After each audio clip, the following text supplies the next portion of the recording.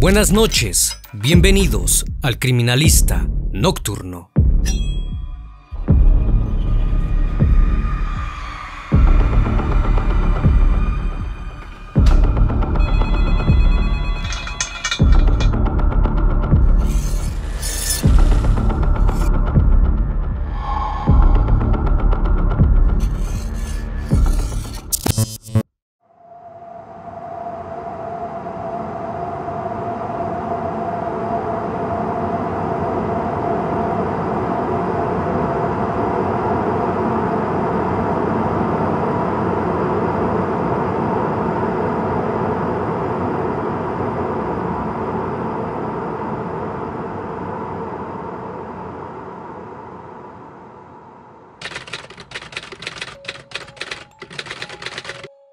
Era el sábado 17 de mayo del año 2003, cuando un camionero que iba en dirección a la ciudad de Toledo, en España, observó un bulto tirado en un camino de terracería que salía perpendicular de la autovía, a la altura del kilómetro 8200 en Leganés. La curiosidad por saber de qué se trataba le obligó a detener el camión. Cuando se aproximó al lugar quedó pasmado, ya que se trataba de una mujer rubia, con signos externos de violencia, parcialmente calcinada. El Criminalista Nocturno. Eran cerca de las 7:40 de la mañana cuando la joven fue hallada junto a una nave industrial situada a escasos metros de la carretera de Toledo. Aquel hombre llamó inmediatamente a la policía para reportar el acontecimiento. Elementos de la policía y servicios periciales se hicieron presentes y arribaron al llamado. En el lugar encontraron manchas hemáticas y signos de pelea sobre el suelo de terracería, además de huellas de neumáticos y rastros de gasolina. La chica estaba calcinada en su mayor parte y el resto de su cuerpo tenía demasiados golpes. Esa mañana los padres de una joven denunciaron su desaparición a las autoridades, pues la chica había salido a las fiestas de San Isidro y no había vuelto a casa. Ese mismo día la familia celebraba la primera comunión del hermano menor de la desaparecida. La familia se dirigió a la iglesia y cumplió con la ceremonia. Pensaron que quizás la joven se había quedado con una amiga y por temor a que la regañaran no acudió a la celebración. Sin embargo, cuando regresaron notaron su ausencia y a eso de las 8:30 de la noche, la policía les comunicó que a su hija le había pasado algo terrible. Aquella joven era la misma que apenas hacía unas horas había sido encontrada sin vida. Se trataba de Sandra Palo Bermúdez, de 22 años. Los padres de la mujer acudieron de inmediato al Instituto Anatómico Forense para el reconocimiento del cuerpo. Efectivamente, era su hija. Pero ¿quién o quiénes serían los responsables de tan barbárico crimen? Sandra era una persona muy abierta y encantadora, que se llevaba bien con todo el mundo. Tenía muy buena relación con todas las personas de su comunidad, pues todos le tenían mucho aprecio por su manera de ser. La chica padecía una leve discapacidad intelectual que había afectado más del 50% de su cerebro debido a un accidente automovilístico que sufrió cuando tenía 9 años. Aquel día Sandra iba junto a su hermana y su padre cuando tuvieron el accidente muy cerca del río Alberche. Su padre resultó ileso, pero sus dos hijas salieron disparadas por el parabrisas del vehículo. Sandra recibió un fuerte golpe en la parte frontal del cráneo, junto a la ceja izquierda, lo que le provocó un hundimiento del cráneo. La otra chica resultó con golpes, pero no tan graves como los de su hermana. Ambas estuvieron internadas mucho tiempo en el hospital, hasta que hubo una mejoría. Los médicos le informaron que debido al fuerte golpe que había sufrido la pequeña Sandra, quedaría con secuelas psíquicas. Como consecuencia de ello, padeció meningitis que se da por la inflamación del tejido que cubre al cerebro y la médula espinal. La joven no tenía ningún rasgo físico que denotara su afección mental. A simple vista parecía una chica normal. Era alta, rubia y bien parecida, aunque cuando hablaba repetía constantemente las cosas. Debido a su discapacidad sufría de burlas y maltrato en la escuela. Para evitar escuchar esos ataques, Sandra iba a cualquier lado con un Walkman, pues se encontraba en la música su mayor compañía. La joven residía en el barrio de Las Margaritas en Getafe, junto a sus padres y 2 de sus hermanos menores. Sandra iba todas las mañanas a Madrid, donde acudía a un taller ocupacional para personas con discapacidad. En en las proximidades de la Plaza de Castilla. Ahí conoció a quien sería su actual novio y también conoció a un amigo. El día 16 de mayo los tres se reunieron para acudir a las fiestas de San Isidro. Ese día se supone que regresaría temprano, pues al día siguiente era la primera comunión de su hermano y toda su familia acudiría a la ceremonia. Sin embargo, las horas pasaron y se hizo tarde, y a eso de las 2:30 de la madrugada decidió regresar a casa. Primero dejaron a su novio en su domicilio. Sandra y Juan Alberto, su amigo, se dirigieron a la parada de autobús en la Plaza Elíptica, pero pronto se dieron cuenta de que ya no había servicio. Preocupada llamó a su madre y le informó lo sucedido. Le dijo que el transporte ya no pasaba y se iría caminando hasta su casa en compañía de Alberto. Mientras aguardaba en la parada junto a su amigo, un auto Citroën rojo se aproximó y se detuvo frente a ellos. Del vehículo descendieron 3 sujetos, mientras otro esperaba al volante, y a punta de navaja los obligaron a subir al interior.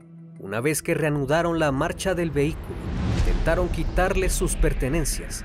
Posterior a eso detuvieron el auto y echaron a Alberto por el pavimento. Sandra por su parte intentó escapar, pero aquellos sujetos no la dejaron huir y se la llevaron. Por otra parte, Juan Alberto no supo qué hacer en esos momentos, y lo único que atinó a hacer fue enviarle un mensaje de texto a la madre de Sandra, María del Mar, diciéndole que ya iba en camino y que en dado caso de que no llegara a su casa lo llamara. Eran entonces aproximadamente las 3 de la madrugada. A partir de ahí sus familiares no supieron nada más, hasta que al día siguiente la encontraron sin vida. Fue asesinada cuando trataba de regresar a su casa, la madrugada del 17 de mayo de 2003. Aquí comenzó la lucha de María del Mar y Francisco, los progenitores de la joven, por descubrir la identidad de los asesinos de su hija. Fueron ellos mismos quienes días después, desesperados por obtener alguna respuesta, rastrearon el lugar donde habían encontrado el cuerpo y luego de algunas horas encontraron algunas pruebas, entre ellas una camiseta de color lila y un Walkman que portaba la víctima ese día. Lejos de eso, no lograron encontrar alguna pista sobre los agresores, pero días después, los investigadores encontraron una grabación en la gasolinería Santa María de la Cabeza, donde se puede apreciar que uno de ellos desciende del vehículo y compra €1 de gasolina, misma con la que rociaron el cuerpo de la chica, aún con vida, y lo quemaron parcialmente, aunque debido a la mala calidad de la grabación, no se pudo determinar de quiénes se trataban. Pero ahora los investigadores sabían que los responsables del asesinato eran 4 personas que parecían ser muy familiares para la policía. El domingo 15 de junio de 2003, casi un mes después del crimen, la prensa comunicó que habían detenido a uno de los hombres responsables del asesinato de Sandra Palo. Se trataba de Juan Ramón Manzano, mejor conocido como el Ramoncín, perteneciente a una conocida banda llamada la Banda del Chupete, la cual estaba formado por 6 hermanos de etnia gitana, todos ellos jóvenes que no pasaban de los 18 años. De ahí el nombre de la banda, causante de varios robos, agresiones y vandalismo, acumulando un total de 700 denuncias. Este sujeto no tardó mucho en confesar su participación en el crimen y dar los nombres de los implicados en el mismo. Este individuo había sido reclutado como muchos otros jóvenes para pertenecer a la banda. Fue detenido mientras intentaba robar un auto y atropellar a un peatón cerca del puente de Vallecas. Este sujeto no tardó mucho en confesar su participación en el crimen y dar los nombres de los implicados en el mismo. Los 4 asesinos eran muy jóvenes y peligrosos. Tenían en su haber más de una decena de delitos. Uno de los implicados era Rafael Fernández García, conocido como el Rafita, Ramón Santiago Jiménez, conocido como Ramón, y Francisco Javier Astroja Luque, conocido como el Malaguita, con un amplio historial criminal y el mayor de ellos. Luego de conocer los nombres de los principales sospechosos, fue montado un operativo de búsqueda y captura.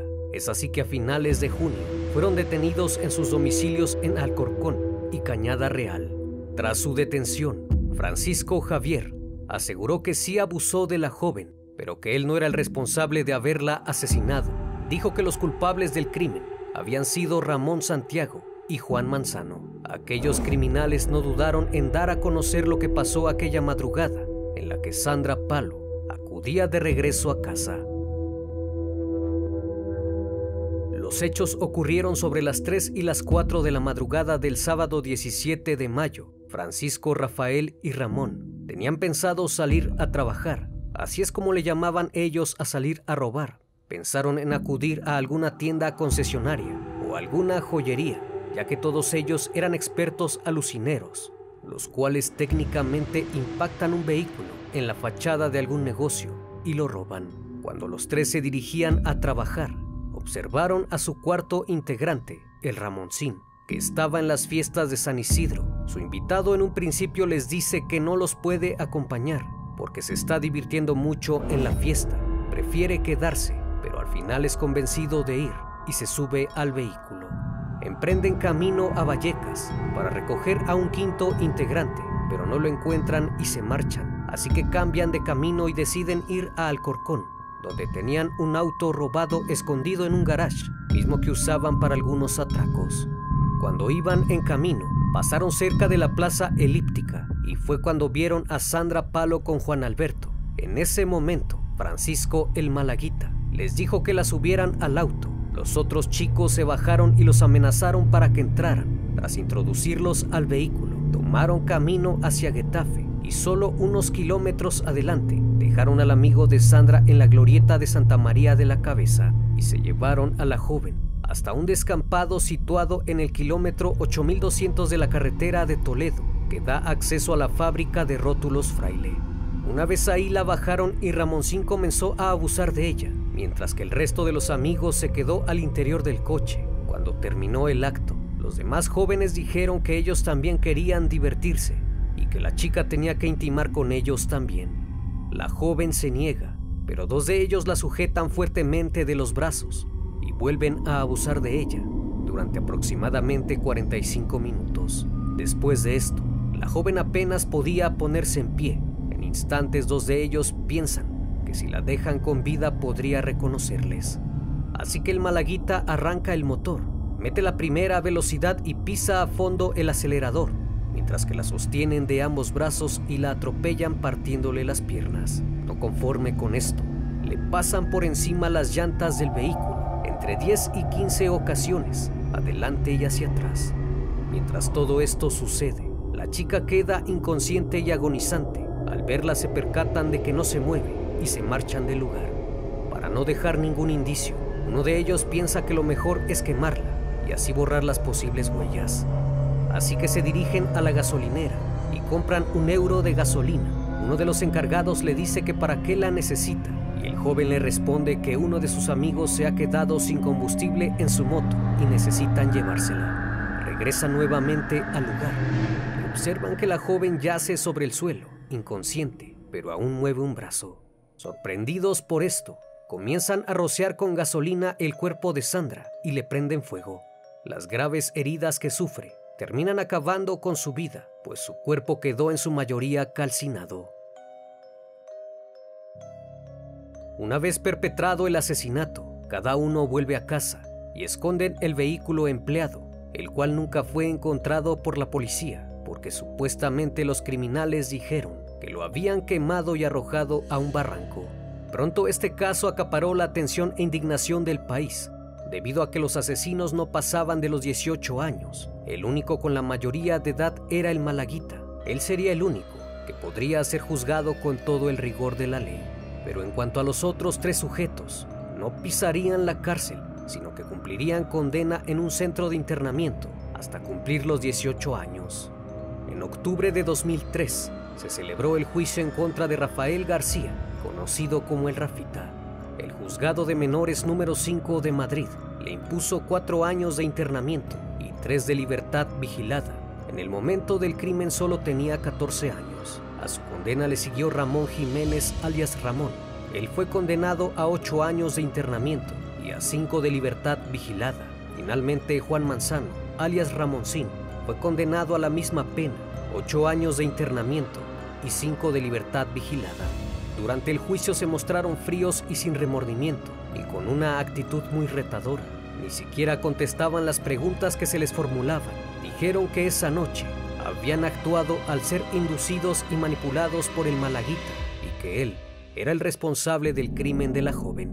Los padres de Sandra Palo no estuvieron conformes con la sentencia, pues consideraban que la pena de 4 a 8 años impuesta era injusta y no guardan proporcionalidad con los salvajes hechos que cometieron con su hija, motivo por el cual dijo que era absurdo que la vida de una persona valiera tan poco y que los castigos a estos chicos fueran tan livianos. Por esa razón, los padres de la joven comenzaron a recaudar firmas para solicitar al gobierno de la nación que endurezca las penas recogidas en la ley del menor y pudieran avalar un cambio en la ley con penas más estrictas. Antes del juicio del último implicado, la madre de la joven, María del Mar Bermúdez, entregó al Congreso de los Diputados 1 millón de firmas para que el Parlamento pudiera proceder a modificar la ley. Días después, el 24 de enero, comenzó el juicio de Francisco Javier, alias el Malaguita, el único que podría ser juzgado por el asesinato de Sandra Palo. Durante el mismo, el fiscal afirmó ante el juez de la Audiencia Provincial de Madrid que el fallecimiento de la chica fue agonizante y feroz, y que posiblemente los acusados quemaron viva a la joven para así poder ocultar las pruebas de que había sido agredida íntimamente. De hecho, el ministro público lo calificó como uno de los asesinatos más desproporcionados, viles e inhumanos que existen. La necropsia de la víctima indicó que presentaba múltiples lesiones y huesos rotos, fractura de columna vertebral, carbonización casi la totalidad de su cuerpo, hemotórax bilateral y marcas de rodaduras neumáticas en la zona interior de los muslos. El juicio se caracterizó por ser de extrema dureza, en el cual acudieron a prestar testimonio 3 de los agentes que intervinieron en el caso, así como los demás médicos forenses que examinaron el cuerpo de Sandra Palo y un experto en toxicología, pues el Malaguita dijo que la joven había consentido el abuso y que él no la había tocado. Culpó de todo a los 3 implicados del caso. Por esta razón su abogado estaba pidiendo la absolución, pero la contraparte y los familiares de la víctima pedían la pena máxima. Lo más irónico fue que en todo momento se protegió la identidad del Malaguita, permitiéndole declarar encapuchado para ocultar su rostro a los ciudadanos.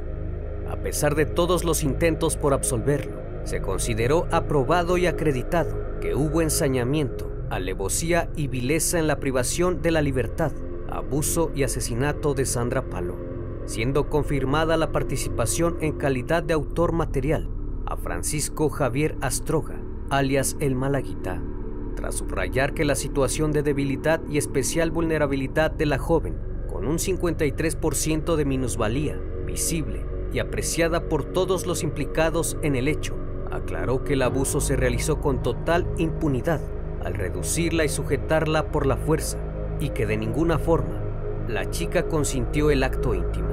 Por esa razón, el 4 de febrero de 2005, la Audiencia Provincial de Madrid condenó a Francisco Javier Astroga a 64 años de prisión por la privación ilegal de la libertad, abuso y asesinato de Sandra Palo. La sentencia fija una indemnización de 480.809 euros a los padres de la joven, Francisco Palo y María del Mar Bermúdez, misma que fue confirmada el 22 de noviembre de 2005.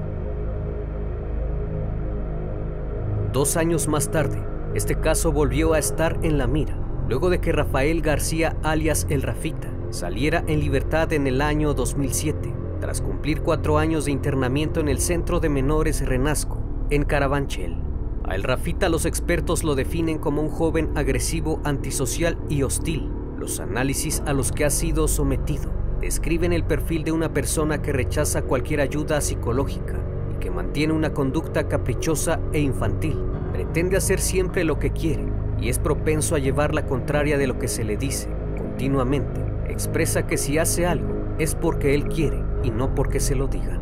Los psicólogos señalan como una de las causas fundamentales de su conducta el hecho de provenir de una familia problemática y humilde del poblado de Las Mimbreras en Madrid.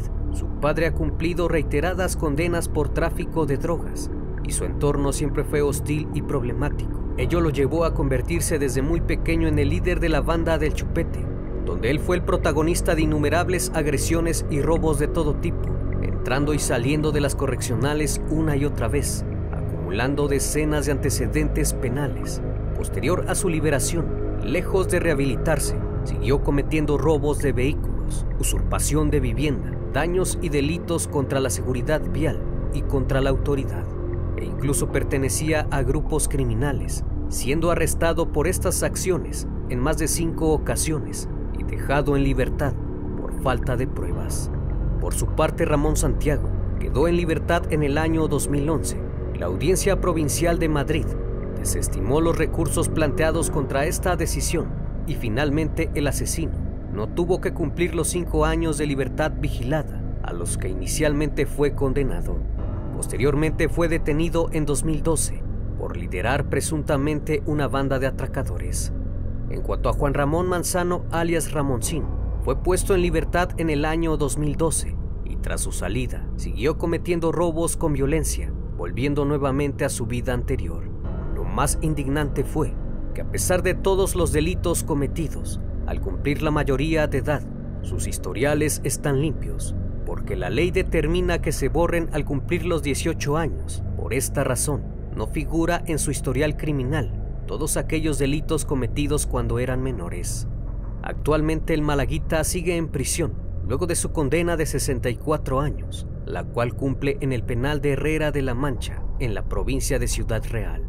María del Mar y Francisco Palo sostienen que la ley de menores ni el Código Penal funcionan y han dejado de creer en la justicia. Aún así siguen apelando para que se modifique la ley y las penas sean más duras. Para los casos de extrema gravedad como el de Sandra Palo, lo único que esta madre pedía era una justicia digna y justa para que los derechos de su hija no sean vulnerados como lo fueron y para que otras víctimas no les ocurra lo mismo que a ellos, el sentirse solos con un sistema de justicia que protege más a los delincuentes que a las víctimas.